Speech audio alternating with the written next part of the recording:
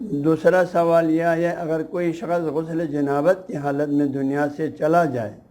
تو اس پر غسل جنابت اور غسل مس المیت دونوں کا نہ پڑے گی یا صرف ایک غسل؟ تو اس سلسلے میں توضیح یہ ہے کہ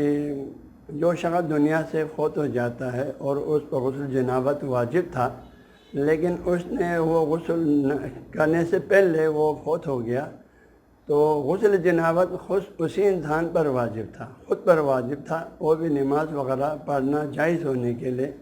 وہ حدث حکمی کا شکار ہوا تھا، اس پر غسل واجب تھا۔ اب وہ تو فوت ہو گیا، اس کو فوت ہونے کے بعد انسان خود کے اوپر تو کوئی حکم نہیں ہے، لیکن جو ہے اب لہذا اس بندے کو غسل جنابت بھی دینا ہم زندوں پر واجب ہے۔ ہم دنوں پر یہاں سے واجب سمجھ میں نہیں آتا فکس ہے، لیکن یہ کہ وہی جو ہے اگر جس طرح علماء نے علامہ بشیر مرحوم نے بھی دعوت میں یہ نیت لکھا ہے، باقی علماء بھی اس کی نفی نہیں کرتے ہیں کہ اگر جو ہے غسل مس المیت کو دیتے وقت اس کو غسل مس المیت کی نیت بھی کریں اور ساتھ ہی جو ہے غسل جنابت کی نیت بھی ساتھ کریں اور ایک غسل دے دیں، غسل ایک دے دیں، نیت دونوں کا کر کے ایک غسل دے دیں تو یہ زیادہ بہتر صورت ہے، احتیاطی صورت ہے کہ اور یہ طریقہ زیادہ بہتر ہے، اس طریقے کو اختیار کیا جائے۔